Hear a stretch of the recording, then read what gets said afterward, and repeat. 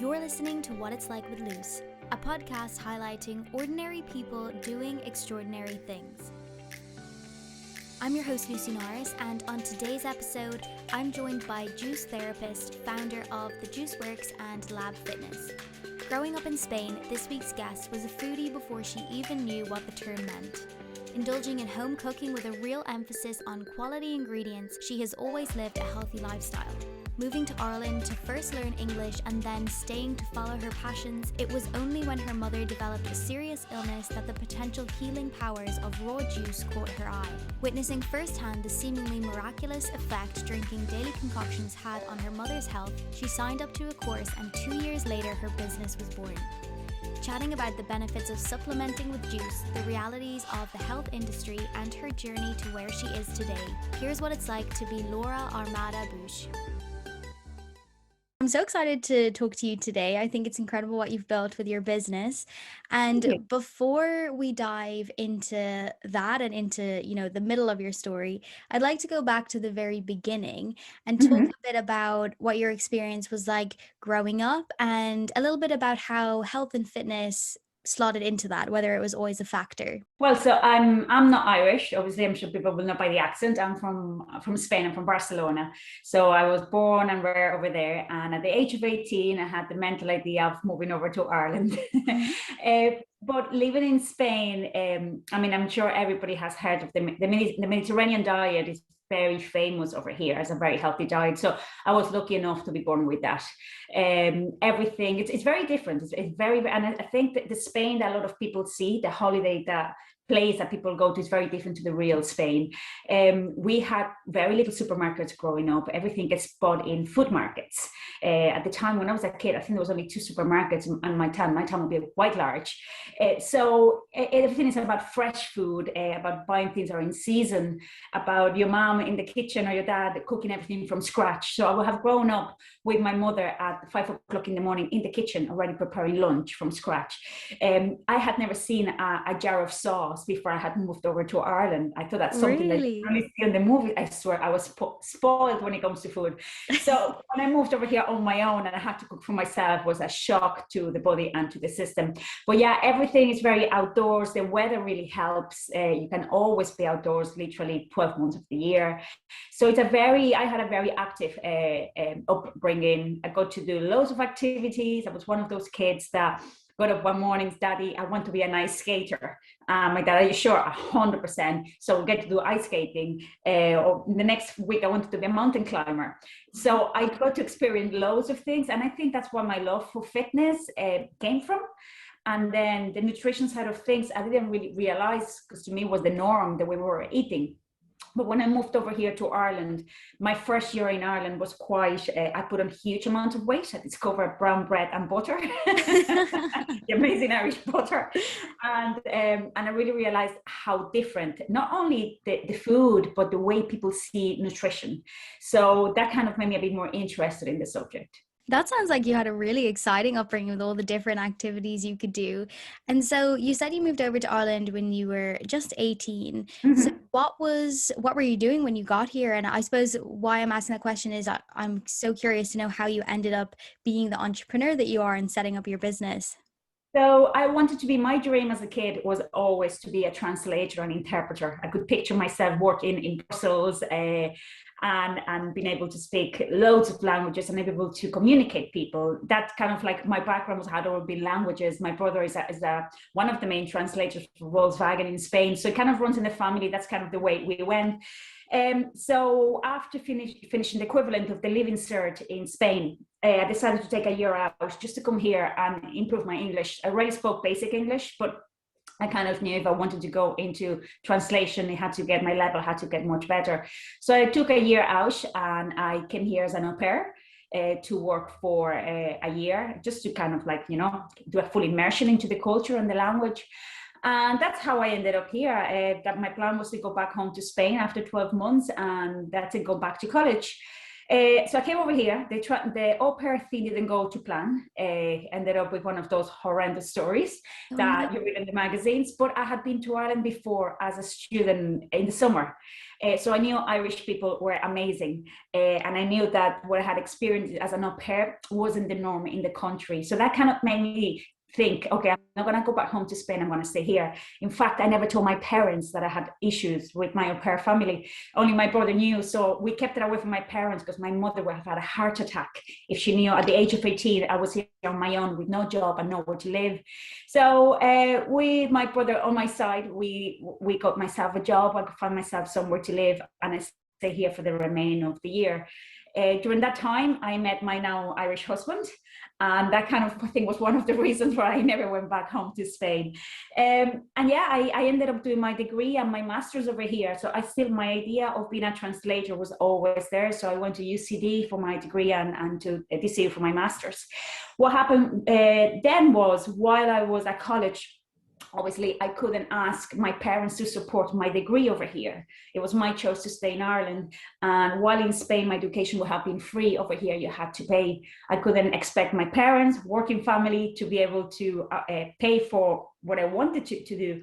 So I started working as a fitness instructor. I used to do that at home in Spain after school. I did a basic fitness qualification. So just to pay myself through college, I started just teaching like local classes, hiring halls in the area. When I finished my degree, then I realized a bit late that it was really hard for me to get a job as a translator in Ireland. When you translate, you're supposed to be translated into your mother language, which I mean into Spanish or Catalan. Because I was away from Spain for so long, my Spanish and my Catalan weren't pure enough. So nobody would hire me. It would be fine if I decided to go back home to Spain, but over here it was too hard to find a job. So at that stage, I had two choices. I could either just pack everything up and move back home to Spain, or I could just try something different. So my little fitness business had picked up quite a lot during my 4-year college life, and I decided just to go full time into that. So that's how Lab Fitness, which is my initials, Laura Armada-Buch, got started. Wow, that's quite the story. I love how you just followed what you wanted from day one. I think that's really inspirational. And so obviously you mentioned there, you turned it into Lab Fitness, which is your fitness studio. So I know that you maybe not out of choice had to pivot in your career, but how did you find those early days when you did, I suppose, realize you were now going to go full time with this? This is what it was going to be for the foreseeable. How did you feel in that time, and how was that transition for you? I think when you're in a situation, I always think that some of the choices I made over here, I did them because I was away from home. Sometimes when you are not, I think sometimes people are afraid to take risks because you always think at the back of your mind, what are people around you going to think about you? What happens if I fail? Because I was away from my environment, that kind of fear went away. I didn't really have family. Not many people knew me. So if I failed, I failed. That's it. I think it would have been different. It had been at home in Spain, even though this is home for me now. So I just took the risks. And I always believe I'm a very passionate person. I don't know if it comes with Mediterranean or Latino, but I always believe if you believe in something 100% and in your head you believe it's going to work, there is no room for failure. There may be lots of bumps and hiccups on the way, but there is no room for failure. Yeah, I love that. And I think, again, as I said already, it is so inspirational to hear that. And I agree with the fact that once you've been removed from your comfort zones and what you know, you maybe have that inclination towards risk taking than you would be if you're in your comfort zone. But so obviously, outside of Lab Fitness, you also run the Juice Works, which I think it's a really cool, interesting space to have gotten into. So what made you want to go and study to be a juicing therapist? Well, there's a bit of a mad story. And I think it's like everything in life. I think the things that really make a big impact in your life were never planned. So Lab Fitness at this stage was going really well. It had grown into a big company. I was doing plenty of training. And at home in Spain, I've always stayed very, very close to my parents. Even though I'm here 23 years, we will chat all the time. My mother, so literally, I always like to tell people my story. It comes, I think, from my parents. I have two very healthy parents. I would always have considered my mother to be much healthier than my father. On my dad's side of the family, people seem to live forever. My granddad only died at the age of 102. My father is 73 and has never been sick in his life. He can't even understand why people get a head cold. And they all live to be very, very old. So I just think genetically, they're predisposed to be strong. On my mom's side of the family, there's been a lot of health issues, like many families. There's been cancer, there's diabetes, asthma, arthritis, you name it. There is a history in there. So for many years, my mom seemed to have this cough all the time. It wasn't even a cough. It had something stuck in her throat. And we would spend the whole day go, Mom, would you just please get it out? I can't. This went on for years and years. While I was here, I think I was living in Ireland about 10 years at the time, my brother found my mom gasping for air at the top of her apartment block. So brought her to the hospital and they did an x-ray, and the doctor on the day asked my mother how many cigarettes she smoked per day. To this, obviously, my brother and my mother took high offense because my mother has never smoked a day in her life, and we have non-smokers in the family. And they say, no, my mom doesn't smoke. And he says, oh no, your mother has a set of smoker's lungs. So 100% has to be a smoker. Anyway, so we were quite shocked to then discover that she had an illness called lung fibrosis, which since then I have realized that in Ireland, it is quite common. In Spain, it was very unheard of at the time. And it is an associated illness that comes with a lot of people that smoke. So at the time, there was only a couple of cases in the whole country of people non-smoke related that had developed the disease. For lung fibrosis, there is no cure. So it's a progressive illness. And the only thing you can try to do is through medication to slow it down the pace at which progresses.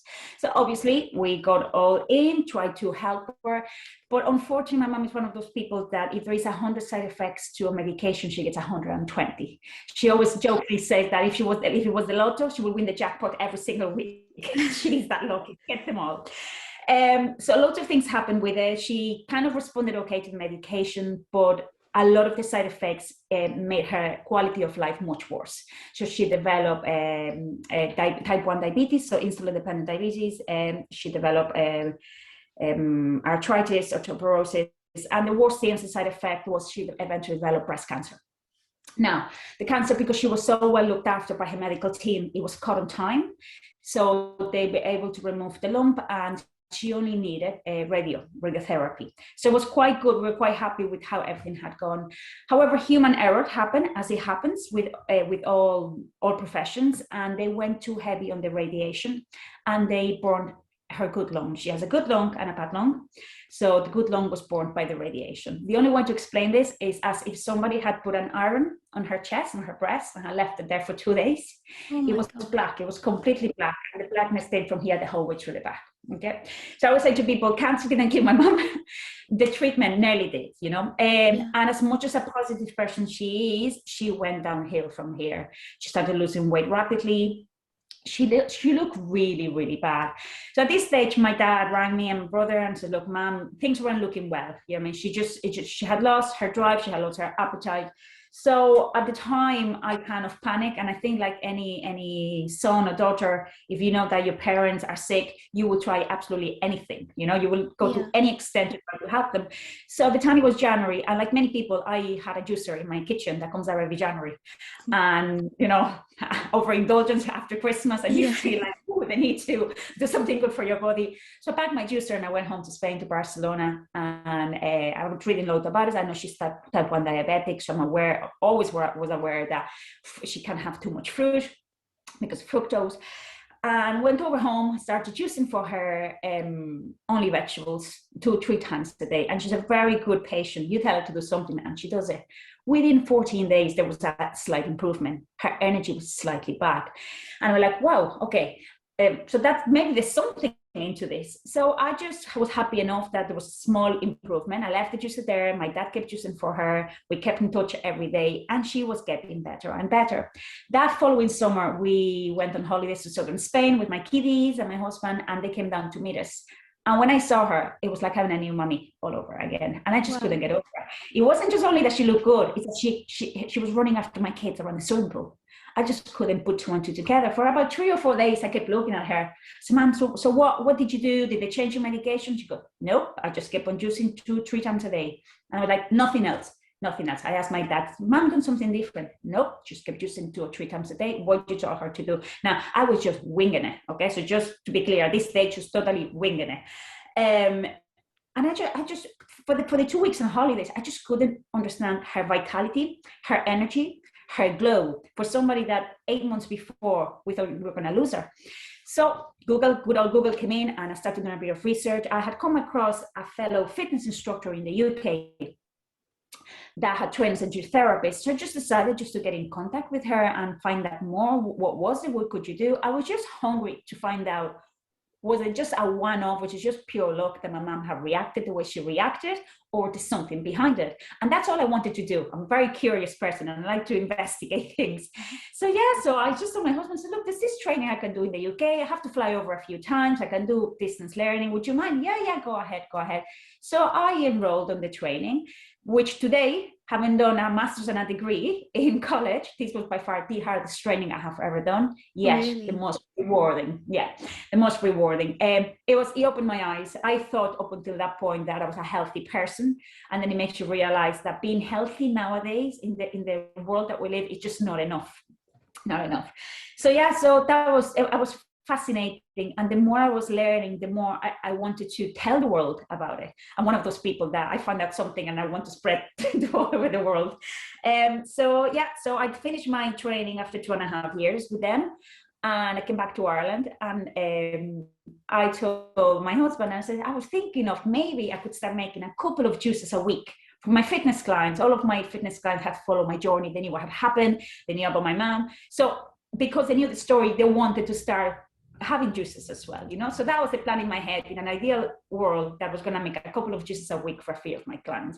So we just built the smallest juicing kitchen you can think of. It was 9 square meters. That's how small it was. And we started juicing. Within 3 months, we had people driving, and we're in County Louth, okay? So we had people driving from Mullingar, we had people driving from Kilkenny, we had somebody driving from Donegal to buy our juices. And I was like, wow. 100%. And I couldn't comprehend why. At the time, we weren't shipping, so literally you just had to come. And then I found out through clients that there was hardly anybody in Ireland doing raw juicing. And by raw juicing, a lot of people do not understand this. When you pick up a juice in a store, in a supermarket, that juice, even though it says cold press on the label, that juice has gone through a process called HPP. HPP stands for high pressure pasteurization. And I'm sure there's many people that may be listening that totally disagree with me on this one, okay? They'll tell you it's the good thing because it kills all pathogens and it kills all bacteria. And all of a sudden, a juice that should only last 4 or 5 days in the fridge lasts 6 months. My training tells me that that bacteria in there, and those live enzyme is what somebody who is sick really needs. So it seems that people that do their own research keep coming over to us for juicing as opposed to buying one in the supermarket. So this is how can it evolve. There was never a plan to grow a company. There was just that was never the plan. But when you get people who are sick people, like my mom was, that they tell you how much this is doing for them, it kind of keeps you want to keep going and going. And juicing, if anybody juices at home, they know juicing, it's a very, very hard job. It takes a lot of time, it takes a lot of produce for very little end product, but it's very rewarding to see that it's helping people. So that's how we kind of started growing. And then we came to the point that little juice kitchen wasn't enough. So we bought a wreck of a factory, we renovated it for a few years, and now we have a full 2,000 square foot juicing factory that we operate 4 days a week. Now, still a really, really small business. There's only 2 of us in the business.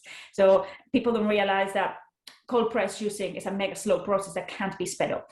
You cannot mass produce it, that it cannot be done. But yeah, we ship nationwide now, and now I think we've grown into the largest raw juice producer in Ireland. That is one incredible story. And I think the world of health will never stop amazing us. It's so crazy to hear the impacts that something that looks so simple as a glass of juice did for your mom and what you're now doing for other people. I think that's absolutely incredible. And you explained a bit there about, I was going to ask you about the difference between raw juice and, because I feel like people just automatically assume like, oh, well, of course, all juice is raw. That's what it is, but it's, as you explained there, it's all very different. But what, maybe in like a nutshell, in a brief, because I know there's probably so many different scientific answers to this, but what is it about juice that has the power to heal someone? Well, you think about it, I would say to people, like, this is 500 ml bottle, okay? There is almost 2 kilograms of vegetables packed in here, okay? So I eat vegetables every day, loads of them. Do I eat enough? Most definitely not. So to me, it's somebody doesn't have any underlying health conditions that I'm aware of, to me it's a way of supplementing, make sure I get enough micronutrients. In the fitness world, and I know this from my fitness background, is everything in the last 5 years has gone about macros. Okay, everything has with your carbs, your fat, your protein. Okay, protein has become the god of fitness. Yeah, and there's not enough people talking about micronutrients, which is your enzymes, your vitamins, your minerals. Okay, I like to think of the little soldiers that power the rest of the macros. You know, the ones that people are not looking enough. And what people don't take into consideration is that nowadays, unfortunately, because our soil, our land is over-farmed, okay, the nutrients on the soil are nowhere near what they're supposed to be. Like, you would need to eat 40 apples nowadays to get the same amount of micronutrients that an apple in the 1950s. Did you know an apple, a non-organic apple that you buy in a supermarket nowadays, you know the average age of the apple by the time it gets to your house? I don't know if I want to know. Have a guess. Oh, the average age of the apple, maybe like 6 weeks? Mm-hmm. Between 12 and 18 months. Oh my goodness, that's disgusting. Oh. And unfortunately, this is what we are eating. Okay, this is unfortunately what we're eating. So things always look shiny, things look fabulous. Okay, but you're actually better off by the non-shiny local farmer down the road that got picked maybe 2 or 3 days ago as for some shiny apple that came from the other side of the world, from New Zealand. You know what I mean? In a perfect, and stays in your house perfect for another 6 weeks with no problem. You know, and people don't question this. So people think that just because you eat fruit and salads and vegetables that we're healthy, there's just not enough nutrients. And this is what we're getting. I mean, this is the sickest generation there has ever been. Okay, the more overfed, undernourished generation ever. And sometimes, and I know it's a very simplistic idea, but it is as simple as nourish yourself properly. You know, your body needs nourishment. Without nourishment, we can function.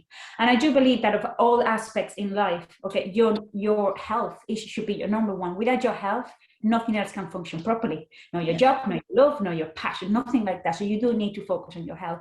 And we've become so caught up on everything. There doesn't seem to be enough time to nourish yourself, isn't it? So I like to think sometimes as my fast food, my healthy fast food. Okay, like as I said, I eat very well, but sometimes I overwork, and I know I could happily reach for a chocolate bar. Instead of that, I reach for one of those. I mean, I may still have the chocolate bar, don't take me wrong, but at least I know at the end of the day that I am trying to pump up my body with as many nutrients as possible. And remember, at the end of the day, all illnesses root in inflammation and toxicity in the human body. You know what I mean? So I always say to people, whenever you're eating something, it's as simple as you said, is this going to nourish me? Is this going to harm me?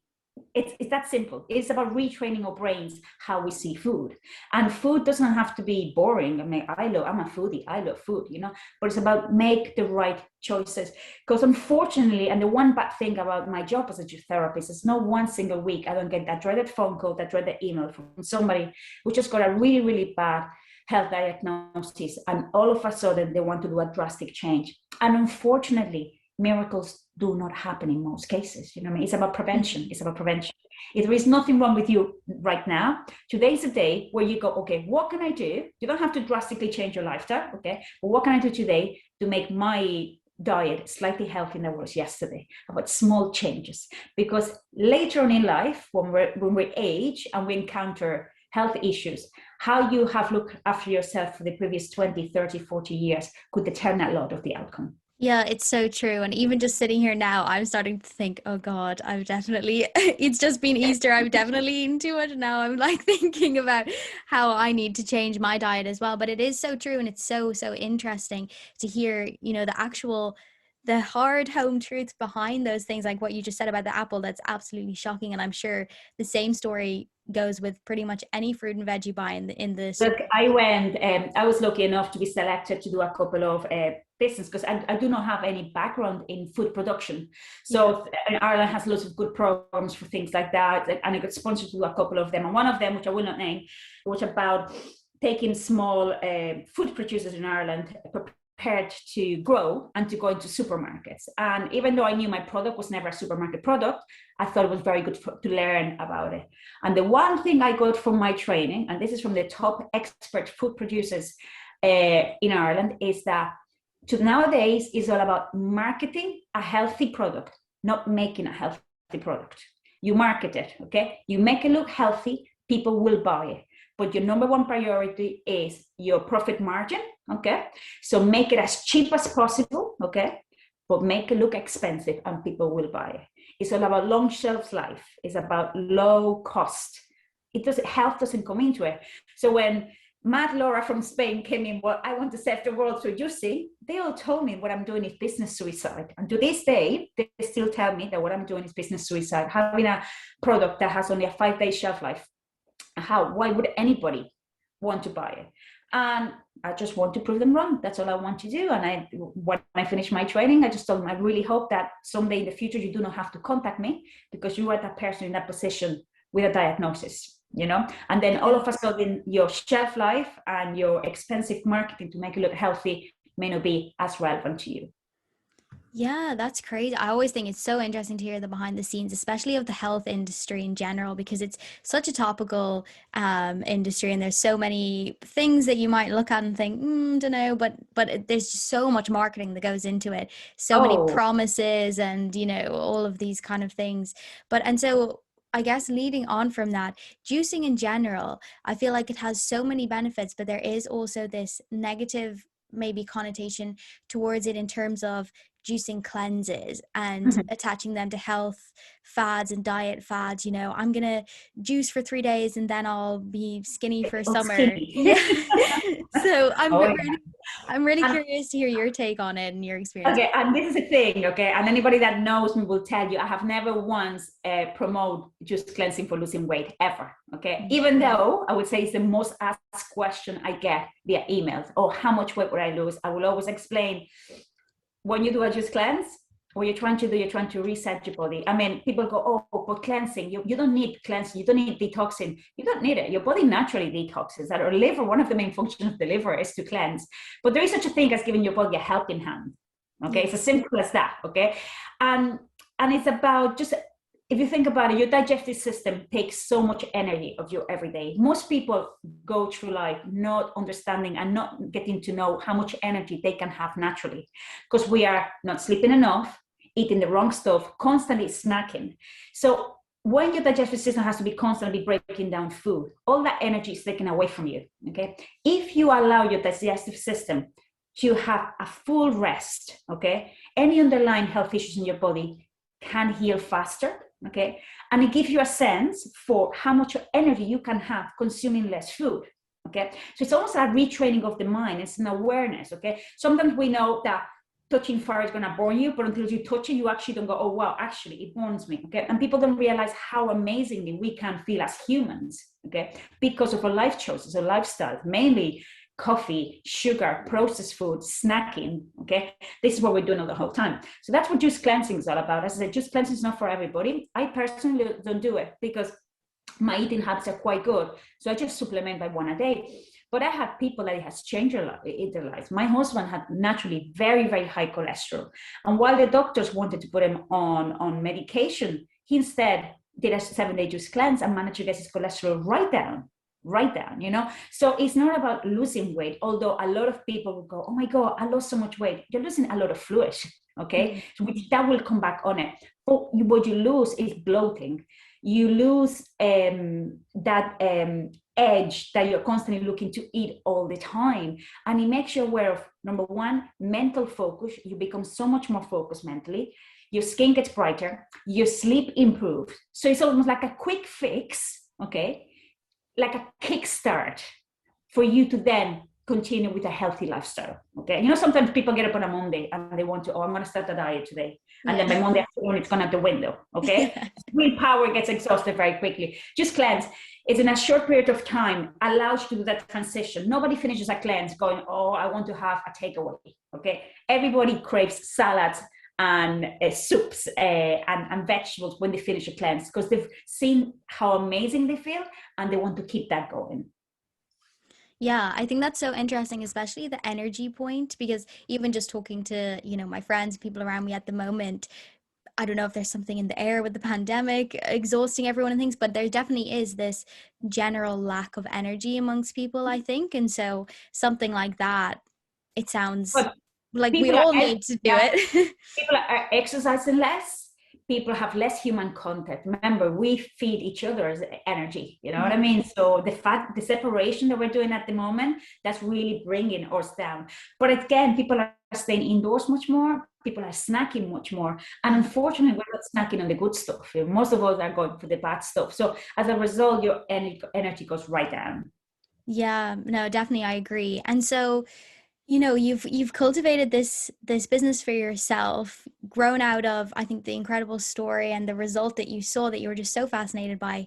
So I know that you just mentioned there as well, you don't think that it's going to be a supermarket product because you're so focused on the pure health benefits, not just trying to sell on a mass consumer basis. So what does the future hold for you, or what's the goal with this if you have one? The goal, funny enough, I actually don't have a goal, believe it or not. I'm just happy to keep going. As long as I know I'm helping people, I will keep going. I mean, it's just like my husband has asked me many times, just when you're not just give up now, you're pointing your lab, you can give up work. And I goes, no, it just, I'm passionate. I'm really, really passionate about health. I mean, I love teaching fitness classes. I still do that, but I love hearing the stories from clients. I love when somebody who has had psoriasis for years and nothing was helping, they find that by drinking celery juice once a day, it's starting to clear, you know? Or when you hear somebody the same that they couldn't sleep, or because they have a very high blood pressure, they starting switching to drink beetroot juice every day, and the blood pressure is regulated naturally. All those things just keep me going. They just keep me going. And I'm not looking to get any bigger. I'm not looking to get any smaller. I'm happy to go with the flow, with how things, as long as there is a demand for raw juicing, I will keep going. I love that. I think that's so nice to hear that you're so driven by passion rather than anything else. And I think it's such an I inspiration for know. people to hear And that. don't get me wrong. I do understand that when in business, you have to be in a profitable business 100%. Okay, you cannot do that. But I do believe there is more to life than money. Okay, money, it's nice to pay your bills. Okay, health feels so much better than money. And if I can help people with that factor, I'm just happy to keep going. Yeah, I just think in the last year, this is why I wanted to have this conversation with you as well, is because health has just been, it's something that we've needed to address for so long. Everyone's getting more obsessed with surface level things and trying to be busy all the time and all this kind of thing, and it's just really put everyone back to the core of everything, which is if you're not healthy, you don't have anything. So I think it's so refreshing to hear all of your insights on that. And then just to wrap everything up, I'd be so curious to know, if I put your 10-year-old self in front of you, looking at Yeah. everything you've done in your life since then, which has been so many different things, what's the biggest piece of advice you would give that 10-year-old self moving forward? I would say, funny enough, when I was not 10, when I was 14, I had a picture that made us do an exercise to say, where do you see yourself in 10 and 20 years? And I wrote down, I will be in Ireland running my own business, being No passionate way. about it. Yeah. And Yeah. they actually have that frame in my school because I actually went ahead and did it. My only advice is passion. You just follow whatever life. I'm not a religious person. I don't know if there's an afterlife after this one, but I believe we all should give our best go at this one. Okay, life could be very short. Just live every day to the most. Do as much good as you can to people, you know, and follow your dreams. Remember, if there is passion behind those dreams, there is nothing that can stop you. You can have obstacles, you can have bumps. Okay, you get up and you try harder, and that was life. That's the way I see life. I think that's incredible. And that's so mad to hear that you almost predicted your future at 10 years old or 14, whatever you said there. That's so cool to hear. And I just want to take this opportunity to thank you so much for giving up your time this morning to share all your insights. I feel like this conversation has been such an education for me because I definitely need to learn more about my diet and how I'm nurturing my body. But thank you so much, Laura. I really appreciate it. Thanks so much for having me. Really enjoyed it. Thank you so much for listening, and as always, please rate, share, and leave a comment if you like what you hear. And don't forget to follow @WhatIt'sLikePod on Instagram and Facebook. To find out more about how you can start juicing like Laura, visit the links provided in the show notes. I'll be back next week with more inspiring stories, but for now, this has been What It's Like with Luce.